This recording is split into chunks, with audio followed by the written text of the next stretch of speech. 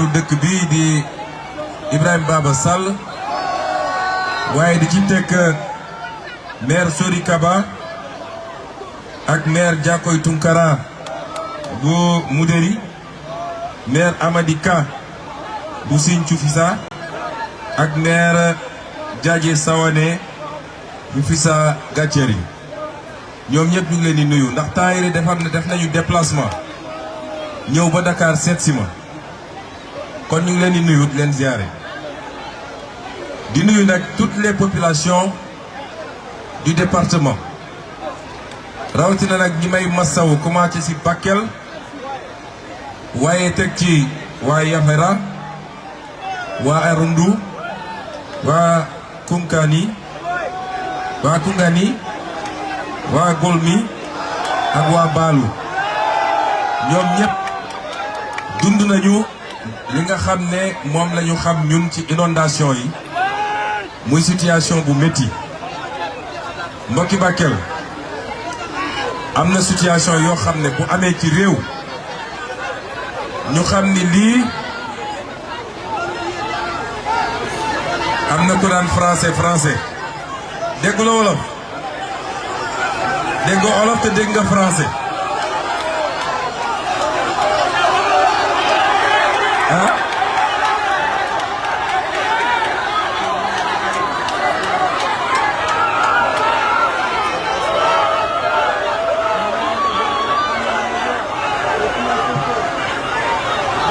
population de Bakel, ce que je voulais dire simplement, c'est qu'il y a des situations qui relèvent de la volonté divine et qui peuvent frapper une nation ou un peuple à tout moment.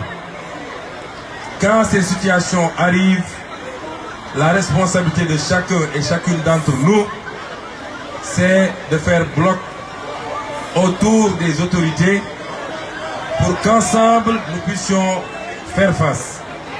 Et c'est pourquoi, malgré mon adversité avec le président Macky Sall, je vous rappelez que quand il y a eu l'avènement de la Covid-19, j'avais accepté d'aller répondre à son invitation au palais de la République parce que pour moi, il fallait la Sainte Union nationale face à ce péril qui menaçait le monde entier. Et c'est pourquoi tous les acteurs doivent s'abstenir de politiser des situations comme celle-là. Et le plus important, c'est que seul l'État peut aujourd'hui être aux côtés des populations et apporter des solutions. Personne d'autre ne peut le faire. Si des politiciens pensent qu'ils peuvent utiliser la souffrance des populations à des fins politiques, au point de créer des situations que nous avons vécues, ces gens ne peuvent pas amener 500 millions à Bakel à forcerie des milliards. Ils ne peuvent pas régler les problèmes des Bakelois. Et c'est pourquoi, depuis que cette affaire est intervenue, l'État s'est donné tous les moyens pour être à côté des populations. C'est la première fois que vous voyez la survenance d'une catastrophe et qu'immédiatement le président de la République lui-même, toute affaire cessante, se déplace pour venir aux côtés des populations, pour constater lui-même et pour essayer d'apporter des solutions. Pendant 12 ans, eux, ils ont été au pouvoir. On ne les a jamais vus se déplacer pour compatir à la souffrance des populations. Des solutions d'accompagnement, on va en apporter. J'ai annoncé lors de la réunion interministérielle que j'ai tenue il y a une quinzaine de jours à Dakar, une enveloppe de 42 milliards. Cette enveloppe, j'ai vu un acteur politique de passage dans la zone parler de 8 milliards. 8 milliards, c'était l'enveloppe pour les premiers secours. C'était l'enveloppe pour éviter que dans les zones impactées, qu'il y ait des gens qui aient des problèmes pour se nourrir, ou pour se vêtir, ou pour se protéger contre les moustiques, ou pour se soigner. C'était ça la priorité. Mais vous savez que ces crues vont laisser un certain nombre de désagréments. Des maisons vont être endommagées. Des cultures ont été détruites. Il y a même peut-être du bétail qui a été perdu. Et c'est pourquoi le reste de l'enveloppe va servir à accompagner toutes les populations qui ont été impactées à reprendre leur activité, mais surtout à rejoindre leur domicile dans les meilleures conditions possibles. Population de Bakel, vous savez très bien, vous qui êtes nés ici, vous qui avez grandi ici, vous savez très bien que les phénomènes de crue sont des phénomènes naturels. C'est parce qu'il y a de fortes pluviométries que le fleuve reprend son lit majeur. Le fleuve a un lit majeur et quand on reste quelques années à faible pluviométrie, les populations ont l'habitude, ont tendance à venir construire sur une partie de ce lit majeur. Mais à chaque fois que la pluviométrie reprend, le fleuve a tendance à reprendre son lit naturel et c'est ça qui justifie les crues que vous connaissez. On en a vu en Mauritanie, on en a vu au Mali, on en a vu un peu partout dans le monde. Vous avez vu ce qui s'est passé il y a une semaine en Espagne. Les crues ont toujours servi aux populations parce que quand il y a des crues, c'était des moments importants pour l'agriculture. Aujourd'hui, ce que nous pouvons faire, c'est attendre que le phénomène se tasse, mais être auprès des populations pour vous accompagner, pour que chaque Bakelois, chaque habitant de Kidira, de Goudiri, en tout cas de toutes les zones qui ont été impactées, puisse sentir la présence de l'État. Mais j'ai donné des instructions au ministre de l'Hydraulique. Vous avez entendu parler des lacs et des mares de Bakel. Nous allons travailler à réhabiliter ces lacs et ces mares. Parce que normalement, s'il y a une bonne réhabilitation, une partie de ces eaux, lorsque le barrage risque de céder et que les gens sont obligés de lâcher, une partie de ces eaux va être récupérée par ces mares et ces lacs. Et c'est un potentiel extraordinaire pour l'agriculture. La semaine dernière, le ministre Cheikh Tidiane Dièye et la dame qui est directrice générale de l'Office national des lacs étaient ici à Bakel pour faire la prospection pour que nous puissions faire ce travail-là. Toutes les mesures seront prises pour que cette situation, qui peut être impactante, qu'on puisse la transformer en opportunité pour Bakel, pour tout le département de Bakel, mais pour toute la région du fleuve. C'est cela que nous allons faire pour accompagner les populations. Il est important. Nous savons toutes les préoccupations qui sont les vôtres et qui sont les mêmes qu'on trouve presque partout au Sénégal. C'est parce que pendant 64 ans, déjà se sont succédés à la tête de l'État du Sénégal et ont très peu travaillé pour le peuple sénégalais, mais ont travaillé pour leur propre intérêt et pour les intérêts étrangers. C'est de cela qu'il est question aujourd'hui. Dans toute cette zone, il y a un potentiel minier. On a parlé d'or, parce que nous sommes ici dans le pôle sud-est. C'est le pôle le plus riche du Sénégal. On a parlé d'or, on a parlé de fer. La Falémé est ici à côté. Et il y a du fer à la Falémé. Qu'il y a 5 ans de cela, ils avaient signé avec une entreprise turque et ce fer allait être pratiquement vendangé au profit d'intérêts étrangers. Vous nous aviez entendu faire notre conférence de presse, dénoncer cela, et on s'est bien battu au point qu'ils ont reculé, et c'est pourquoi le fer qui est là est encore intact, et nous allons l'exploiter au profit des populations du département, au profit des populations de la région, mais au profit du peuple sénégalais dans son ensemble. Ici, il y a énormément de potentiel. Nous avons du manganèse.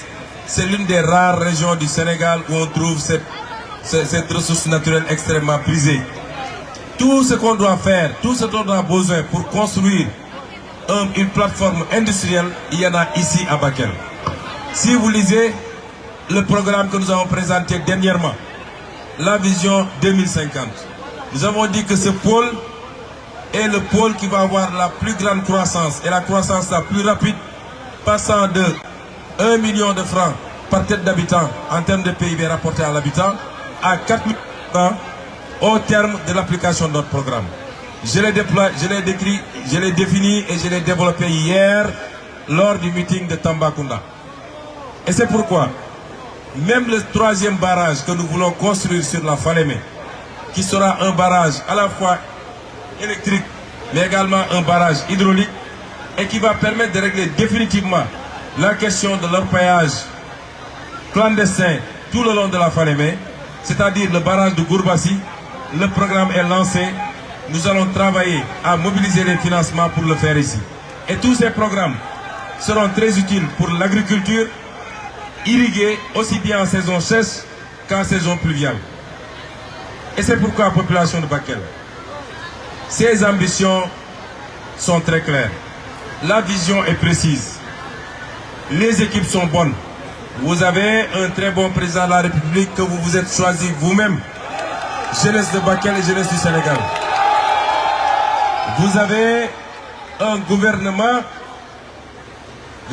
gouvernement dont je suis le chef moi-même et je crois pouvoir dire que vous avez un très bon gouvernement. Qu'est-ce qui manque pour pouvoir dérouler le programme aujourd'hui? Qu'est-ce qui nous manque? C'est d'avoir une majorité écrasante à l'Assemblée nationale le 17 novembre. Je n'ai même pas parlé du volet agricole, parce que ça va nous prendre beaucoup de temps.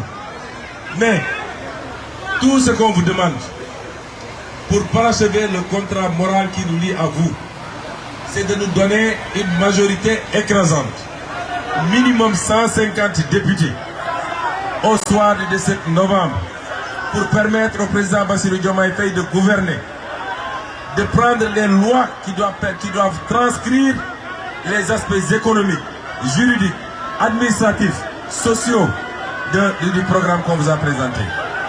Pour pouvoir aligner le budget à partir du budget 2025, pour pouvoir aligner le budget, laissez monsieur le maire arriver, s'il vous plaît. Laissez monsieur le maire.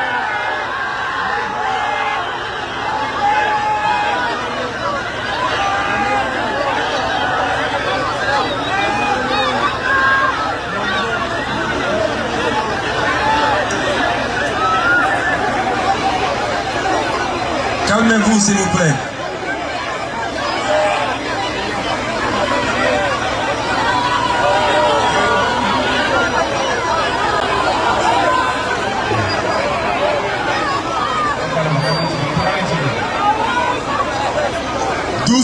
doucement yéen ñëpp xaj ngeen fii buuxante bi jaru ko ku nekk foo taxaw daa dégg yi nga xam ni ñoo ngi la koy wax donc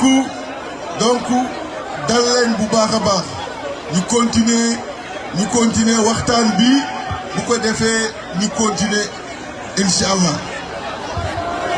Voilà am na programme bu ñuy xaar kon mi ngi waaj daaneel ñu déglu ko mu pare. Bakel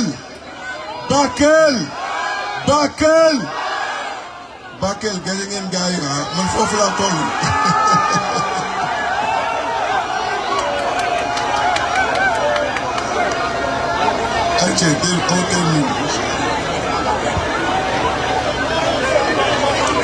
Bienvenue monsieur le maire.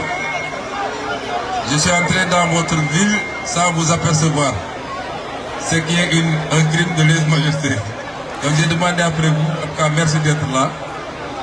Ce que je voulais dire, pour terminer mon allocution, je vous ai parlé du hub industriel que nous voulons ici, qui sera accompagné des infrastructures qu'il faut. Certains ont parlé de routes et de chantiers. Nous avons un ambitieux programme de désenclavement des régions et des départements périphériques, surtout les zones frontalières. J'ai toujours dit que les zones frontalières doivent être conçues, programmées par rapport à la capacité que nous avons de capter les économies voisines plutôt que par rapport à la centralité de Dakar. Avec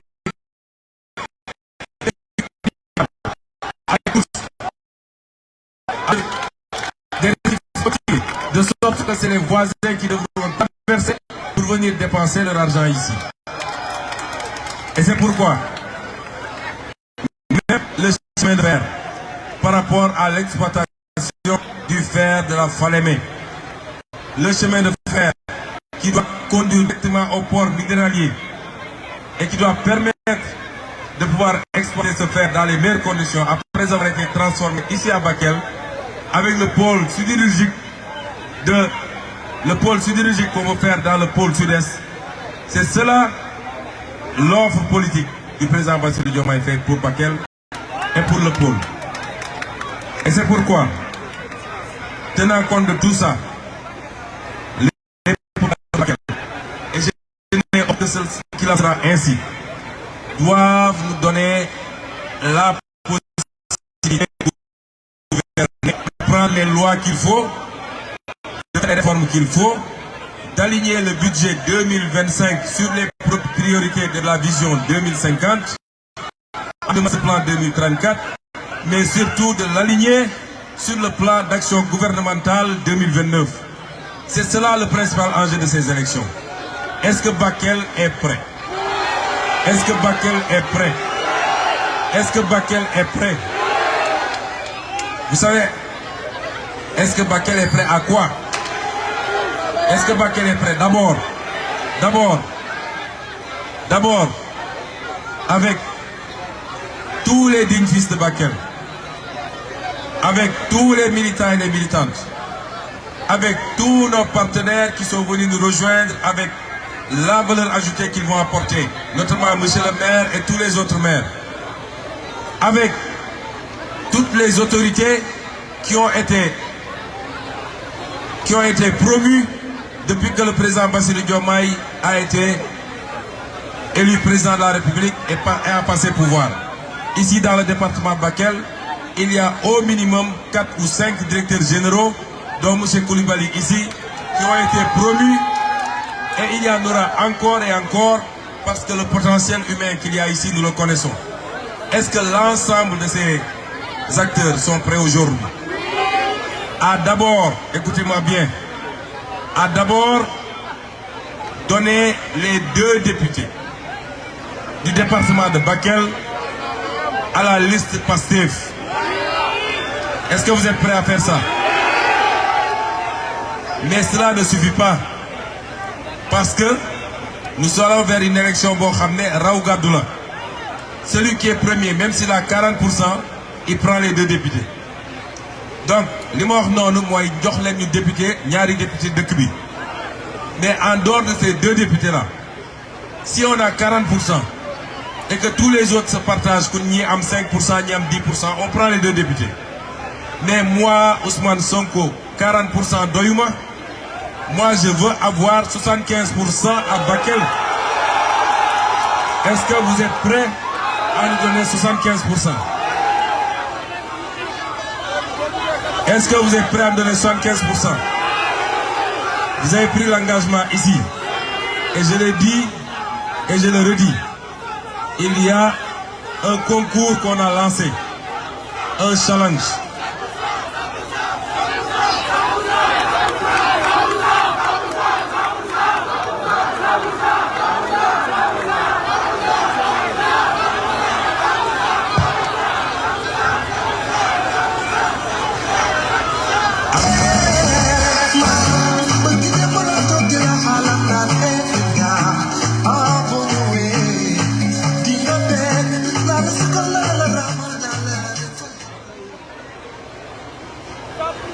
Man dama leen assigné benn objectif. Yéen vous dites 100%, moi je vous demande uniquement 75%. léegi nag dafa am benn challenge bu ñu lancé, benn concours là entre les différents départements du Sénégal. Vous savez qu'il y a 46 départements au Sénégal, plus les départements, les circonscriptions de la diaspora. Les 10 premiers départements, si nous prenons les scores, les 10 premiers départements, nous avons une prime spéciale. une prime spéciale on va donner ça aux 10 premiers départements. Donc, dans moins de 15 jours, le dimanche 17, Inch'Allah, dans moins de 15 jours, à cette heure-ci, vous avez fait combien? Si vous avez 25%, beaucoup l'en. Si vous avez 50%, beaucoup l'en. Si vous avez 60%, beaucoup l'en. Parce que les gars, c'est des de Fatanga. Partout où je suis passé, gars, c'est des de Fatanga. Vous avez des départements qui Mbacké, Dakar, Ziguinchor, Bignona, ak yeneen yu mel noonu ñoom déjà tàmmal nañ ñu ay 70% ak ay 85%. Donc yéen da ngeen war a def remontada ngeen war a def. Est-ce que vous pensez que Bakel mën na def remontada? li ci kanam raw yu bët, on se donne rendez-vous dans 15 jours Inch'Allah à cette heure-ci. Bu ngeen def remontada nag dinaa ñëw ak carton rouge bi. Bu ngeen defee remontada bi nag vous aurez une prime spéciale boo xam ne yéen waa Bakel di ngeen ko gis ba mu mat sëkk. Et je parle sous la surveillance de monsieur le maire, de tous les directeurs généraux qu'on a nommés et qui sont des fils de ce département. Comme lu neex du doy li duuf lépp xajul ci cin li ñu ngi leen di gërëm di leen sant et on va vous demander la route. Parce qu'on doit aller par Kanel et continuer jusqu'à Ourossogui. Vraiment content de nous. Assalamu alaikum wa rahmatullahi wa barakatuh.